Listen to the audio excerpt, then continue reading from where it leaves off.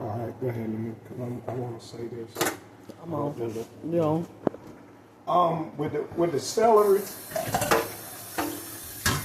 a lot of people like to take their time and cut and peel all the strings off the celery, but when you're doing this, you don't necessarily have to. While you're cleaning, just break the celery and pull the strings off like that. It's important.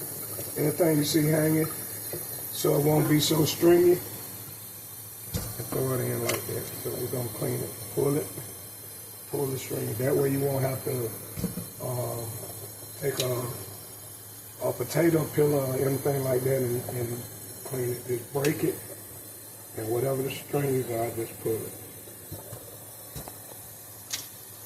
Just keep repeating that process.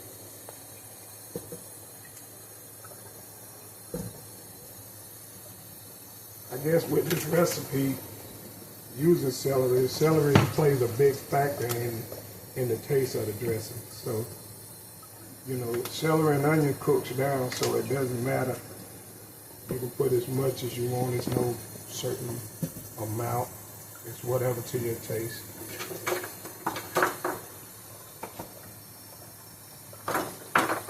Break, pull the string. That's it. Break. It's stringy. If the strings don't appear, then it's not enough to actually change the texture of the dressing, and you won't have strings in your dressing. All right, next is the onion.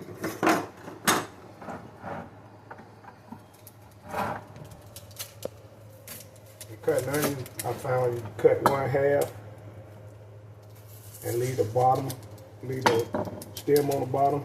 It'll keep you from crying. Before you actually take that part off, go ahead and do what you need to do with your onion, and that way you won't have to worry about tearing up.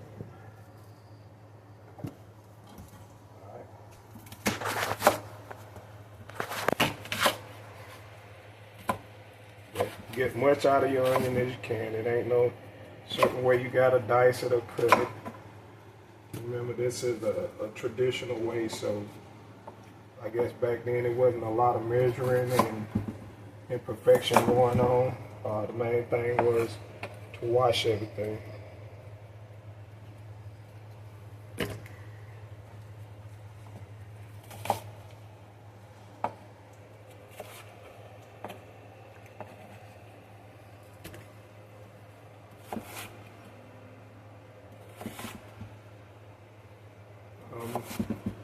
As you cut them, just be careful.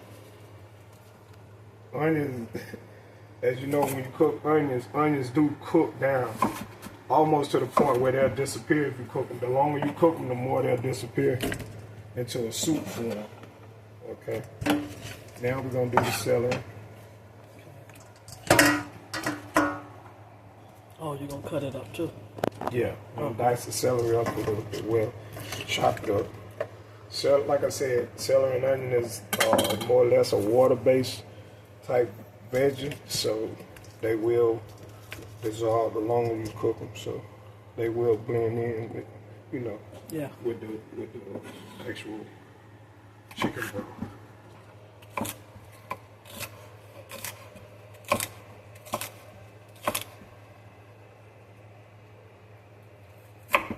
And this is a actual southern dish, so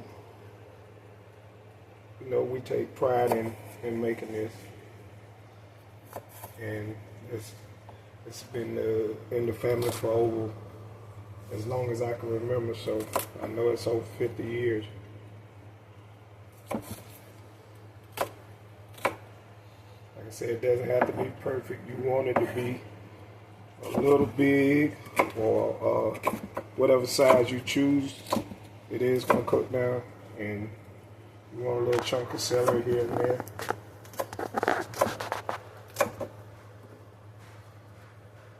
So that's 2 stalks of celery.